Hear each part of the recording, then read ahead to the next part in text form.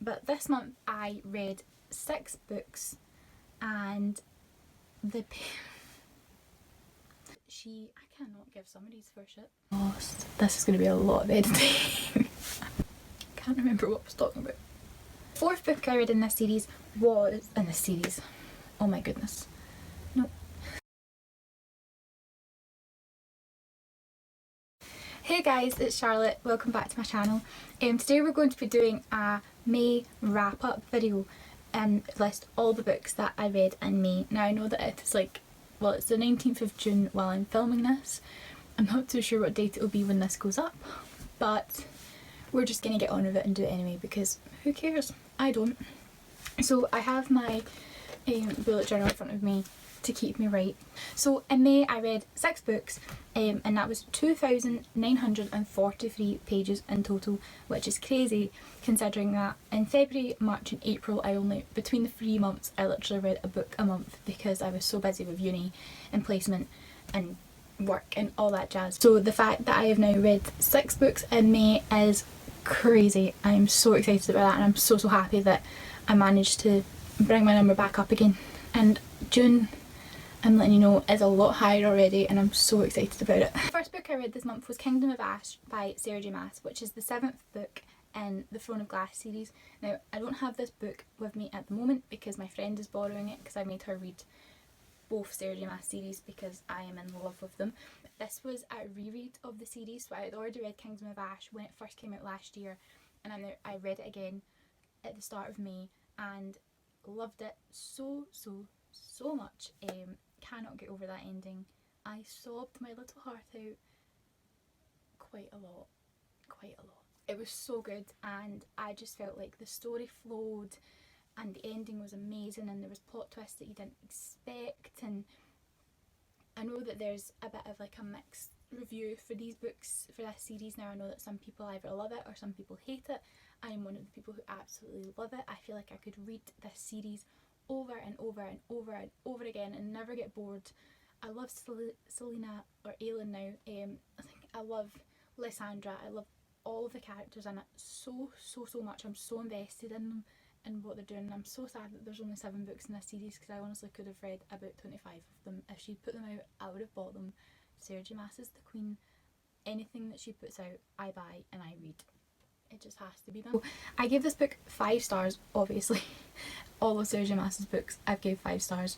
The only book of Sarah J Maas's that I haven't read is the Catwoman Soul Stealer, I think it's called.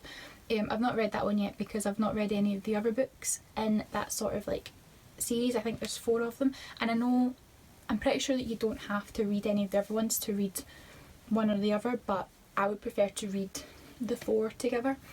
So I need to get my hands on the rest of them so that I can read them all. If you don't know, the Throne of Glass series is based around a girl called Selena, and I've just totally spoiled that, haven't I? Sorry if I've spoiled you already. There we go. Nice to meet you. I mean, if you've not been spoiled by it so far, well done you. Sorry that I've done it, but my goodness. So the first book is based around Selena she gets taken out of the slaving coal mines by the Prince of Ardalan, Prince Dorian I can never say his second name. I'm not going to say his second name. By Prince Dorian. And she gets taken to compete in the King's Games to find the King's Champion, and the King's Champion is basically the person who does all of his dirty work for him. That's just the way it goes. You get to see her grow these relationships with Chaol and with Dorian, and it's such a good book and it's such a good series. And Kingdom of Ash compared to Throne of Glass is just, Throne of Glass is like here and Kingdom of Ash is like right up here. It's so crazy to see the character development grow throughout these books is insane, and by the end there's that many characters that it can get confusing. It can get very confusing, but it's great and you get so invested in all of these characters, and oh my goodness, I love it so much. If you haven't read the series, please pick it up at my request. Please pick it up because you won't regret it. The second book I read this month was The Raven Boys by Maggie Stiefvater. Now I've had these books on my shelf for about a year and a half maybe, and I just heard rave reviews about them. Everyone loves them. I'd watched Read by Zoe's readathon vlog where she had read the 4 books in 24 hours and she was obsessed with them and she loved them, and I was like, right, well if Zoe loves them then I've got to love them too. I need to pick them up. And I was after Kingdom of Ash. I didn't really know what I wanted to read, because if you've ever read a Sarah J Maas book you'll know the Sarah J Maas hangover. Once you've finished a book you just kind of don't know where to go from there, because you know that nothing's going to be as good. That's me anyway. I thought, do we tell you what, I'll give this series a go. So I picked up The Raven Boys. If you don't know what it's about, it follows a girl and a group of boys called the Raven Boys, or that's what Blue calls them anyway. And Blue, our main character, she lives in her house and all of her family are psychic except from her. She doesn't have any psychic powers, but she has the ability to make her family or any other psychic's power greater, so she enhances their power when she's near them or when she touches them. Blue then meets Gansey, Adam, Ronan and Noah, and she meets them all in the place that she works. I'm pretty sure it's called Nino's, and it kind of goes from there. And Gansey, I love Gansey, Gansey's my favourite. Gansey is very rich, and he's put himself on this mission to find Glendower, which is a king that has been buried, and he wants to find Glendower because when you find Glendower you're able to ask for a wish from Glendower. Beginning of this book, Blue finds out something about the Raven Boys that she feels like she can't tell them, and when she figures out who it is that she's talking to and what she knows, it kind of follows her turmoil from there, from becoming friends with them and all that jazz. And it's so good, and I'm really rubbish at summaries. I'm going to say this so many times, I'm rubbish at summaries, but it was a very good book. I gave it 3 stars. The only reason why I gave it 3 stars was because I felt like not much happened in it. Like, although the writing was good and the characters were great, I really liked the characters, I just felt like there wasn't enough in the book. And that's like, and I felt like that with the rest of the series as well, but I did really like it though. So although for most books that I give 3 stars I end up really not liking, I do really like this series and I really enjoy the characters. I just felt like there was not enough in it. The third book I picked up this month was the sequel to The Raven Boys, which is The Dream Thieves, again by Maggie Stiefvater. I gave this book 4 stars. This book was a bit better, it picked up a bit more pace. Again, the characters were great. I really enjoyed again, I love the characters in these books. I'll say this over and over again, the characters were great. Obviously I can't give you a synopsis of this because it's the sequel to the Raven Boys, but it does get better. Ronan, I think Ronan has become, in this book, became one of my favourite characters. He's just so complex and there's so much going on, but there's so many layers to him, and it's great to see all these different layers for the books, and it's just a lot of fun. The 4th book I read this month, or in the month of May, was Defy Me by Tahereh Mafi. Now, oh my goodness, I loved this book. Like, this book was just crazy, like, oh my goodness. So I read this, it's the 5th book in the Shatter Me series, in case you don't know, and I read the Shatter Me series when I was still in high school, so it was maybe like 3 or 4 years ago, and I read the first 3 books because at that point it was just a trilogy, there wasn't more books, and I read the trilogy in 2 days. I read, where are they? I read these 3 books, I don't know if you can actually see, but I read these 3 books in like 2 days. I was obsessed. I was Warner obsessed. I was Adam obsessed. I just was obsessed. Kenji, loved Kenji. And when I found out that she was turning the trilogy into a 6-book series, I was so excited. Like, I could not believe it. I was so excited. Like, this book had so many good twists and turns which you would not expect, considering that the series was supposed to be 3 books. And she's managed to turn it into 5 now, going to be 6 books, and these ones are actually better than the third. Like, this, I find this better than the 3rd book, and I loved the 3rd book. Like, the 3rd book was my favourite. I worshipped that book. I loved it. Was not expecting it at all. I thought it might be just a little bit of a filler book, but it was anything but that. It was crazy good, and if you have not read this series yet, you have to if you didn't know. So it's the Shatter Me series by Tahereh Mafi, or Tahereh Mafi, I'm not too sure which way you say it, and it follows a girl called Juliet Faraz, or Faraz, I think her name. I'm really bad with names, as you can tell. And basically her touch is lethal, so anything or anyone that she touches, they could die. It's basically the premise of it. It's like 2014 dystopian. Like, what more can you expect? Of course she's got a touch that's going to kill someone, but it doesn't sound as tropey or as bad as it is, I promise. And she gets taken out by the commander, or the commander's son, of the sector, and he wants to train her and use her to be his own personal weapon against his enemies, his own personal torture device. This book follows Juliet trying to not become that person. She's been taken out of prison, or the prison that she was kept in, but she's trying not to become that person at all, and she's fighting against authority basically, and it's watching her, and there's a relationship that grows in this book, and it's just it's so heartfelt, and it's so good. And I know that it's dystopian. Was it 2014? I cannot see. Oh my god, no, it's 2011 dystopians. That's like, it's like, just to be back, it's like Hunger Games Divergent dystopian, but better, I want to say.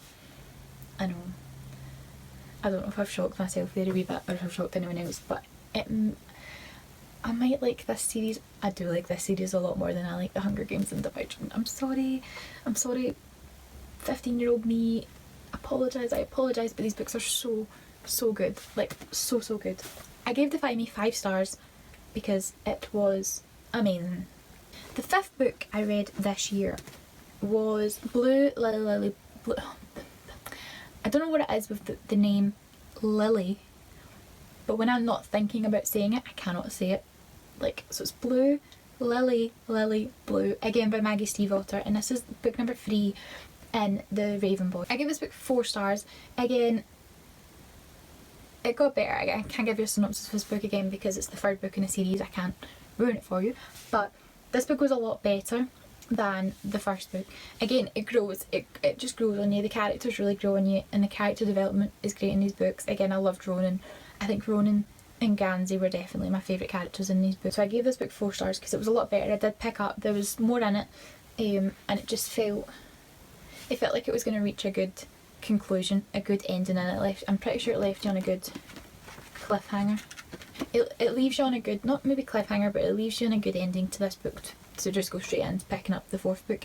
I remember when I finished this book, I didn't have the 4th book on my shelf yet because I'd been gifted the first 3 books for Christmas a couple of years ago, and my mum hadn't realised that it was a 4-book series, not a 3. And when I started reading them, I didn't realise that I didn't have the 4th book. So when I finished this, I wanted to pick up the Raven King straight away, but I couldn't because I didn't have it. So I had to go into another book. But this series was getting better towards the end. And the 6th and final book that I read this month was a reread, and it's a reread that I do every single year because this was the first book that I read. Well, this was the first book that got me into reading again at the age of like 15, 16. This was my first like booktube recommendation. This was my first everything. Like, I'm obsessed. Everyone's a wee bit obsessed with this book, but I'm like sadly obsessed to the point where I do reread it every single year. And that is The Fault in Our Stars by John Green. Now, I know some people might be rolling their eyes. I don't blame you, but I just have such a love for this book that I can't explain it. Like, this is another book that I could just read and read and read and read and read and read and never get bored of. Augustus Waters has my heart. I honestly, like, I just can't explain it. I just love the way that it's written. It's so good, it's so heartfelt, it's so quick and easy to pick up and read. Like this, I read this book in 2 hours when I sat to read it. And this was actually on the 31st of May, I think I read this.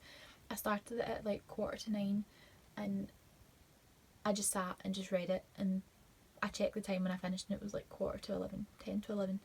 Now that shocked me because I was like, how have I just read this whole book? Obviously it's not the tiniest writing, but oh, it was crazy. I was so excited, and it was so good. And again, 5 stars, loved it, sobbed, of course I did. John Green, although he is one of my favourite authors, I'm not a fan of all of his books. I might do a video on that one day, but I just love it. It's like, it's my safe place. I've loved to reread this every single year. It's actually quite late that I reread this year. I reread this last year in January, and I've not read it since then. And it wasn't until I had to wait for The Raven King in the 4th book in that series, I was like, what's a quick book that I can pick up before this book comes tomorrow? My reread is done. Loved it always. If you haven't read it, of course you've got to read it. I don't think I need to give a synopsis of this because everybody knows The Fault in Our Stars. That's everything that I read in May. I'm so excited that it was so good. So I had a 3-star, I had a couple of 4 stars, and I had a couple of 5 stars as well.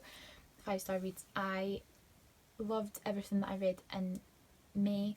It was so good. It was so nice to get back into reading again, and to go from reading 1 book a month to being able to read 6 was just amazing. And even at that, it wasn't even really 6 in a month because I had my final university exam at the 13th of May and I hadn't read anything before that because obviously I was just studying constantly. But I was like procrastinating, and by procrastinating I wasn't reading, I was watching TV shows. So it was really from like the 13th of May onwards that I got to read these books, and they were such a joy, and I'm so glad that I've got back out of my reading slump and I've now got time to read again, and I'm so excited to see what the rest of June brings me reading wise. So thank you so much for watching, guys. Like and subscribe would be lovely, and if you go down below you can follow me on Instagram, on Snapchat and on Goodreads. My Instagram is at booksbylottie, and I really hope you can come and join the conversations that I have on my stories and on my posts there as well. Thanks for watching.